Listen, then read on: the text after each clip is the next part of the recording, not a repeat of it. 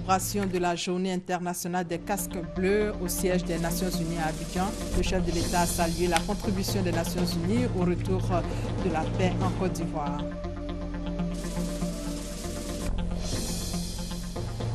Au même moment hier, la première dame lançait l'opération des logements à équipement modéré à Diopodumé sur la route de Dabou. Fait marquant, Dominique Ouattara a offert 5 maisons à des familles démunies. Et puis Muhammadu Buhari, investi président du Nigeria. Buhari devient donc le nouveau président après une élection historique. Bonjour à tous. Depuis hier, la BAD a un nouveau président. Il est du Nigeria. Son nom, Akiwuni Adesina.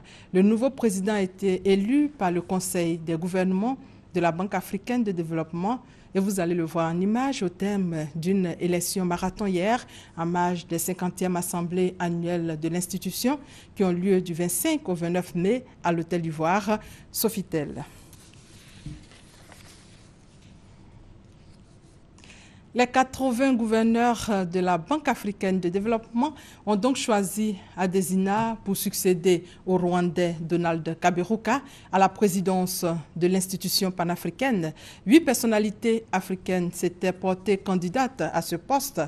Qui est le nouveau président de la BAD? Retour sur son portrait avec Adama Kone. L'histoire retiendra que le ministre nigérian de l'Agriculture et du Développement rural, Akinwumi Adesina, est le 8e président du groupe de la Banque africaine de développement BAD. C'est un agroéconomiste de 55 ans. Féru des nœuds papillons multicolores, il compte à son actif un parcours professionnel qui l'a mené aux 4 coins du monde. C'est au début des années 80 qu'il dépose ses valises à l'université de Purdue dans l'Indiana, aux États-Unis, après avoir décroché son bachelor en agroéconomie à l'université d'Ife au Nigeria. Son doctorat en politique de développement en poche, il débute sa carrière en tant qu'économiste au sein de la fondation Rockefeller. Après quoi, il occupe plusieurs postes de responsabilité dans divers pays en Afrique. Toute chose qui lui permet de se présenter comme un trait d'union entre les zones anglophones et francophones. En 2011, il est nommé ministre fédéral de l'Agriculture et du Développement rural. C'est alors qu'il lance une révolution verte, plaçant le secteur agricole au cœur du développement économique du Nigeria. Les résultats ne tardent pas. En l'espace de 4 ans, la production agricole nigériane grimpe de 21 millions de tonnes. Du coup, les importations de denrées alimentaires baissent. Le tout couronné par la création de 3 millions d'emplois dans le secteur agricole, ce qui lui fait dire que l'Afrique peut nourrir le monde entier. Le nouveau président du groupe de la BAD veut promouvoir une croissance inclusive qui donne une place de choix à l'économie rurale. Il fait du renforcement de l'expertise et du développement de l'innovation à la BAD une préoccupation majeure. Sans oublier les projets d'infrastructure qui, du reste, demeurent au premier rang des financements du groupe de la BAD.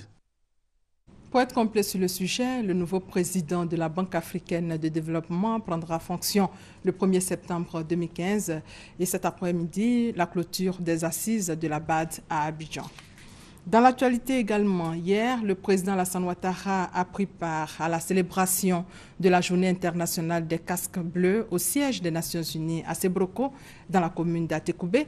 Le chef de l'État a traduit la reconnaissance du gouvernement et du peuple ivoirien pour la contribution exceptionnelle des Nations Unies au retour de la paix en Côte d'Ivoire. Les temps forts avec Jérôme Kofi Aboulé. Une journée internationale décrétée par les Nations Unies pour rendre hommage à ces casques bleus déployés dans le monde entier.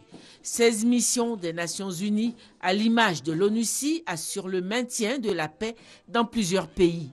Ici en Côte d'Ivoire, où l'opération des Nations Unies est déployée depuis juillet 2004, le président de la République est venu prendre part à la cérémonie d'hommage qui était organisée ce jeudi 28 mai à la base de l'ONUCI, à l'hôtel Sebroko. Totalisant à ce jour 11 années de présence, l'opération des Nations Unies en Côte d'Ivoire est composée des contingents de 12 pays qui sont le Bangladesh, le Bénin, l'Égypte, le Ghana, la Jordanie, le Maroc, le Malawi, le Niger, le Pakistan, le Sénégal, le Togo, l'Ukraine. Ces forces onusiennes en Côte d'Ivoire sont placées sous le commandement du général de division Hafiz Mansour Ahmed. La supervision de l'ensemble de l'opération des Nations Unies en Côte d'Ivoire est assurée par la représentante spéciale du secrétaire général de l'ONU en Côte d'Ivoire, Aïchatou Mendaoudou. Le cérémonial d'hommage comprenait l'exécution des hymnes ivoiriens et onusiens, la revue des troupes par le président de la République et un hommage aux casques bleus décédés dans l'exercice de leur mission. On dénombre 133 casques bleus, militaires et civils, qui ont perdu la vie en Côte d'Ivoire. En leur mémoire, il y a eu un dépôt de gerbes de fleurs et l'exécution de la sonnerie aux morts. La première responsable de la mission des Nations Unies en Côte d'Ivoire, Aïchatou Mendaoudou, a donné lecture du message du secrétaire général de l'ONU, Ban Ki-moon, à l'occasion de la Journée internationale des casques bleus. Au cours de ses 70 années d'existence, l'ONU a mis sur pied 71 opérations de maintien de la paix et déployé plus d'1 million de personnes pour aider des pays à accéder à l'indépendance, encadrer des élections historiques, protéger des civils, désarmer des centaines de milliers d'ex-combattants, établir l'état de droit, promouvoir les droits de l'homme et créer des conditions favorables au retour des réfugiés et des déplacés. Intervenant à son tour, le président de la République a exprimé la reconnaissance de son pays, la Côte d'Ivoire à l'ONUCI, pour les sacrifices consentis pour la paix en Côte d'Ivoire. J'ai tenu à être parmi vous à l'occasion de cette journée pour traduire la reconnaissance du gouvernement et du peuple ivoirien pour la contribution exceptionnelle des Nations Unies au retour de la paix dans notre pays. Je voudrais donc profiter de la cérémonie qui nous unit ce matin pour rendre hommage aux 133 de vos collègues, militaires et civils, disparus depuis la création de votre mission. Je salue leur mémoire et je présente la compassion de la nation tout entière à leur famille. Se référant certainement aux exactions subies par les populations civiles pendant la crise de 2010, sans que les forces onusiennes puissent intervenir, le président de la République a émis le souhait que les soldats de la paix puissent disposer d'une marge de manœuvre plus grande dans le mandat qui leur est assigné. Les opérations de maintien de la paix sont de plus en plus confrontées à l'hostilité des parties au conflit qui exploitent les faiblesses et la complexité de leur mandat. Toutefois, pour atteindre les objectifs assignés aux opérations de maintien de la paix, le Conseil de sécurité doit faire sa mue et adopter des résolutions et des mandats plus clairs et plus précis. En outre, les contingents déployés doivent être constitués de professionnels bien formés, bénéficiant de règles d'engagement et d'équipements adaptés aux menaces.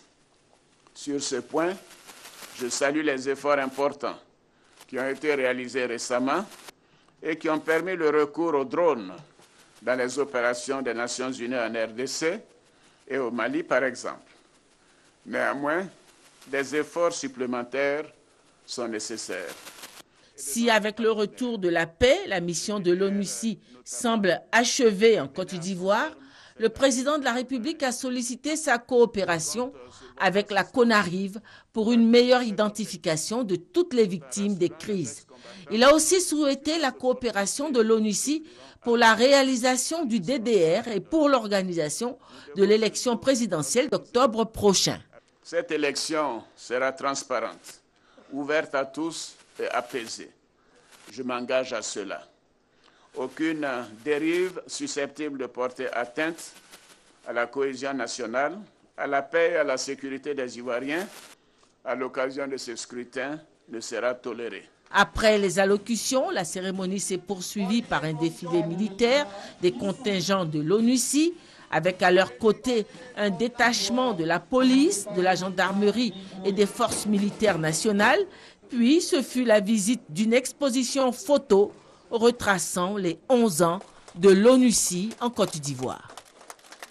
En images, les responsables de la CONARIV, la Commission nationale pour la réconciliation et l'indemnisation des victimes des crises survenues en Côte d'Ivoire, ont eu une séance de travail avec Mohamed Hayat. Il était question pour l'expert indépendant de l'ONU de s'informer sur l'évolution de la situation des droits de l'homme en Côte d'Ivoire afin de faire une mise à jour du rapport de l'ONU sur l'indemnisation des victimes de la crise ivoirienne. Comme annoncé, Dominique Ouattara offre 5 logements de type LEM, logements à équipement modéré à 5 familles démunies, dont fait à l'occasion d'une visite sur le site des logements sociaux à Adiopodoumé, route de Dabou. Jérôme Kofi Aboulin. À Diopodoumé, ce jeudi 28 mai de l'année 2015. Il était 11 h quand la première dame de Côte d'Ivoire y est arrivée comme prévu. Dominique Ouattara a Diopodoumé pour présider la cérémonie marquant le lancement de tous les sites des logements à équipement modéré, en abrégé LEM. Cérémonie au cours de laquelle 5 familles de quartiers précaires et zones à risque retenues après une sélection rigoureuse ont vu, grâce à la première dame, leur destin profondément changé. Il s'agit des familles Makoti Bamba, Kona Foué Marie, Monet Cha Joséphine, Angama Teiwa et Siaye Yolande Edwige. Dominique Ouattara leur a remis en main propre les clés des logements qu'elle a décidé de leur offrir gratuitement et à titre symbolique, sans compter les dons en nature et en numéraire d'environ 8 millions de francs CFA. C'est avec beaucoup d'émotion que Tewa Aya Priska, en tant que porte-parole, a exprimé à la présidente de Children of Africa la gratitude des bénéficiaires. Vous êtes Maman Dominique, notre déesse. La déesse a voulu aujourd'hui que ce soit nous, 5 familles parmi tant d'autres, méritant un logement décent, qui bénéficient de vos générosités. Nous vous en remercions de père en fils, de petit-fils en arrière-petit-enfant. La ministre de la Solidarité, de la Famille, de la Femme et de l'Enfant, Anne Désirée Oloto, a salué la présence de la première dame qui, selon elle, n'a de cesse, à travers ses actions, d'apporter du baume au cœur aux plus démunis. Madame la première dame, je voudrais vous exprimer ma profonde gratitude pour votre présence effective qui confère à cette cérémonie toute l'importance à la mesure des attentes des familles les plus démunies. Votre cœur, si débordant de générosité au profit des populations vulnérables, des enfants, des femmes, des handicapés, des personnes du 3e âge, fait de vous l'apôtre de la charité qui sait répandre le bonheur et la joie sur son chemin et partout dans son environnement. Le ministre de la Construction, du Logement, de l'Assainissement et de l'Urbanisme, lui, a remercié la première dame pour son implication personnelle à la recherche de solutions aux problèmes de logement des Ivoiriens. Excellence Madame la Première Dame, au moment où ce projet pilote des LEM doit s'ouvrir à toute la population, nous ne pouvions pas trouver meilleure ambassadrice pour son lancement que votre distinguée, majestueuse et illustre personnalité. Et ceci pour une raison essentielle. Cette raison est que c'est bien vous qui avez inspiré la recherche de solutions durables aux problèmes de logement des Ivoiriens à faible revenu. En septembre 2011, la Côte d'Ivoire a connu des pluies diluviennes qui ont causé des inondations et même occasionné plusieurs morts à Atekoubé, à Abobo, à Gobelé. Madame la Première Dame, vous aviez organisé en son temps des tournées auprès des victimes. C'est à l'étape d'Abobo, alors que je vous ai vu très ému, très triste face à la détresse des victimes, que vous vous êtes approché de moi et m'avez soufflé la phrase suivante. Vous avez dit, Monsieur le ministre, vous devez trouver des solutions durables afin de sortir ces populations de ces zones d'inondation. Pour la première dame, c'est par ces opérations de logement à équipement modéré que l'on peut faire face efficacement au manque de logements en Côte d'Ivoire. J'ai accueilli le projet de construction de lotissements à équipement modéré avec beaucoup de satisfaction, car l'on connaît toutes les difficultés liées au logement dans notre pays. Ces difficultés ont souvent amené nos frères et sœurs à vivre dans des habitations précaires situées dans des zones dangereuses. Ces problèmes, qui ont parfois pris des tournures dramatiques, trouvent à travers ces lemmes une réponse adéquate et j'en suis très heureuse. La cérémonie d'Adiopou Doumé a été une occasion de faire la fête. En témoignent les prestations d'artistes qui ont fait danser toutes les personnalités présentes, la première dame y comprise. La fête des mères, c'est ce dimanche, 48 heures avant l'événement. La première dame donne en ce moment même le ton de la célébration à l'ISTC. À Cocody, par anticipation, Dominique Ouattara célèbre donc les femmes des médias. La première dame a exhorté ces braves femmes au professionnalisme. Dominique Ouattara a encouragé et félicité ces femmes battantes qui allient travail et foyer pour contribuer au développement du pays. Et hier jeudi, c'est la ministre de la Communication qui a planté le décor. Elle a souhaité bonne fête à toutes les mères pour le travail abattu au quotidien. Ambiance et commentaires, Issa Yeo et Abou Sanogo. Célébrée chaque année le dernier dimanche du mois de mai, la fête des mères est une occasion pour la majorité des personnes de dire leur reconnaissance à leur mère. Cette année, cette fête sera célébrée à travers le monde le dimanche 31 mai. Le ministre de la Communication, Afoussiata Bambalamine, a donc saisi cette opportunité pour magnifier toutes les mères de Côte d'Ivoire. Je suis une maman qui a aussi une maman. Et en ce sens, cette fête revêt une signification particulière pour moi. Pour ma part, je souhaite féliciter et adresser tous mes vœux de bonheur à toutes les mamans de Côte d'Ivoire. Maman dans tous les sens du terme. Maman qui donne la vie. Maman qui sait encadrer. Maman qui sait élever. Maman qui sait éduquer et surtout maman qui sait aimer sans réserve. Bravo à vous, mère admirable et mère protectrice, qui réussissez à concilier activité familiale et activité rémunératrice. J'ai une pensée spéciale et particulière pour toutes les femmes du secteur de la communication, à qui je souhaite une bonne fête des mamans.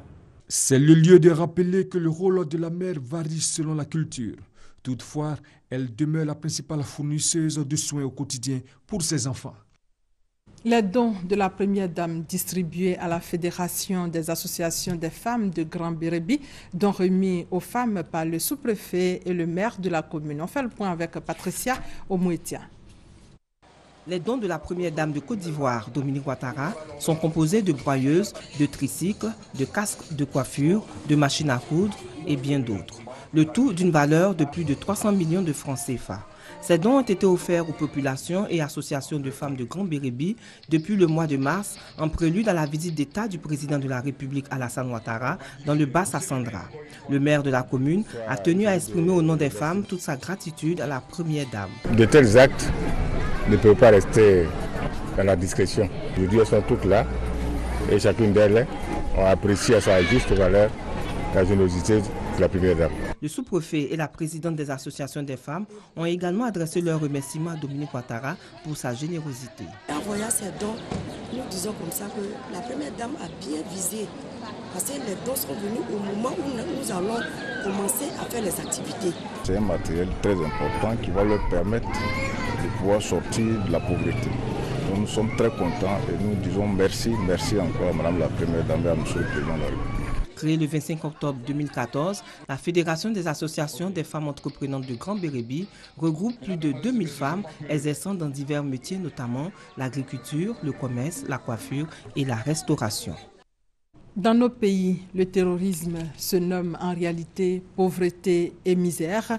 Message de Guillaume Kibafouri-Soro, le président de l'Assemblée nationale s'exprimait à l'ouverture ce jeudi de la 23e Assemblée régionale de l'Assemblée parlementaire de la francophonie et c'est à Yamoussoukro. Le point avec Léon Brou.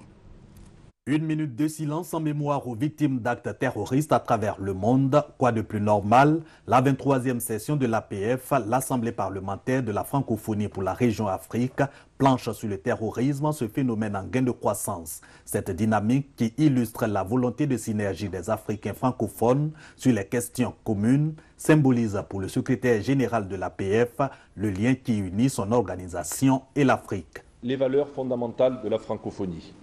Le respect des droits de l'homme, le pluralisme politique, l'égalité devant la loi, la garantie de l'alternance, le droit des minorités, la dignité et l'égalité pour les femmes.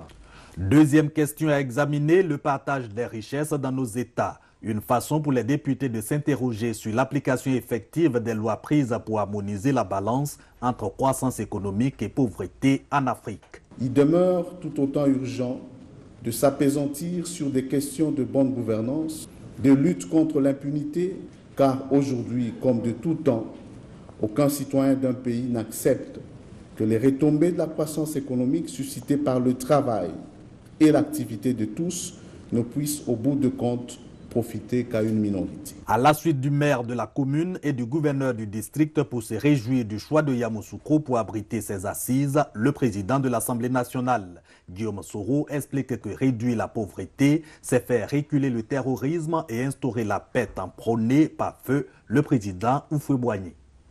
J'insiste sur la nécessité de dresser une conscience nationale sur le perron de la paix des cœurs en vue de servir de rempart sécuritaire contre les tentacules du terrorisme partout en Afrique.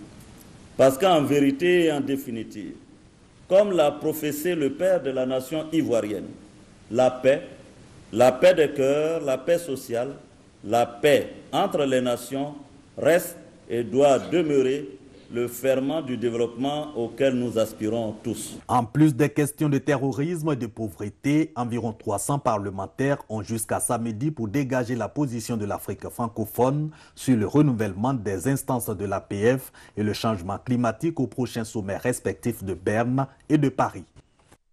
Parlons maintenant des élections qui auront lieu en Côte d'Ivoire dans moins de 5 mois.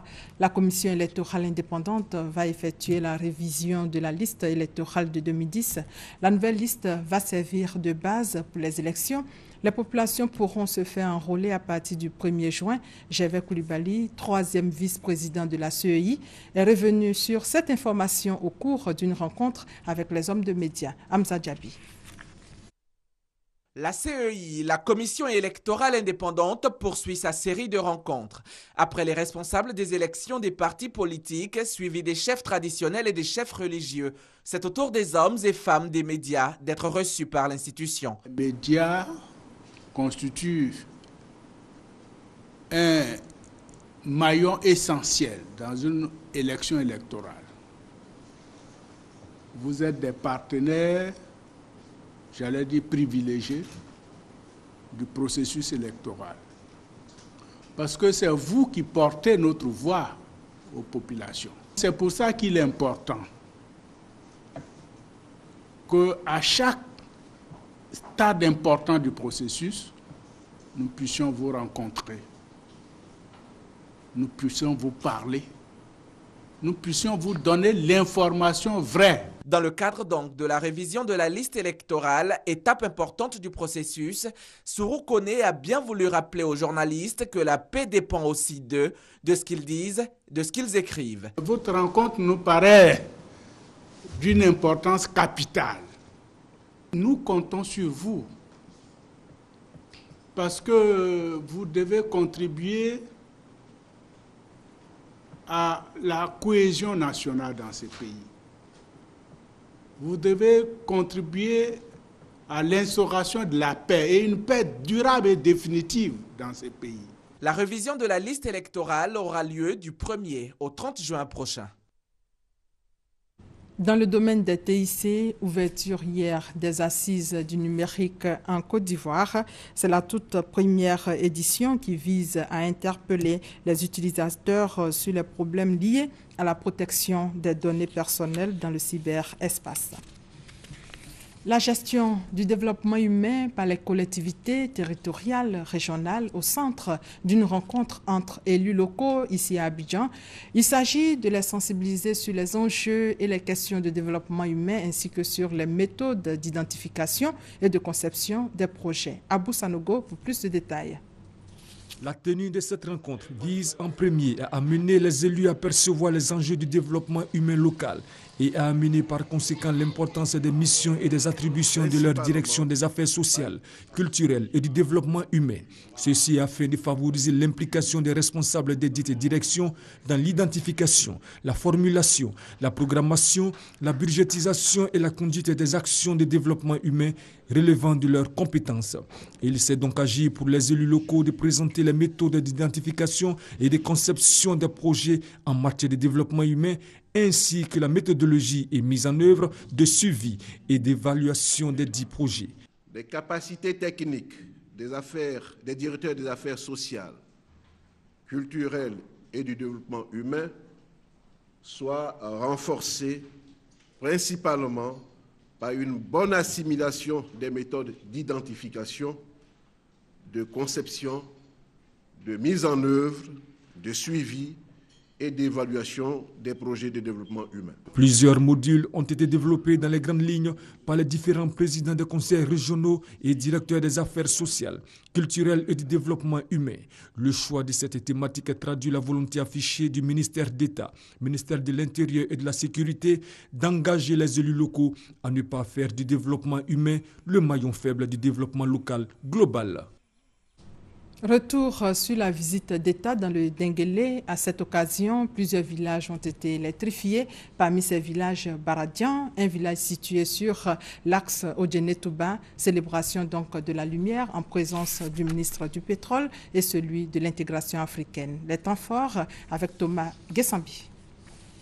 Les indices de développement que le président de la République, Alassane Ouattara, apporte aux différentes localités du pays à chacune de ses visites d'État n'ont pas épargné Baradian, village de la sous-préfecture d'Odjené.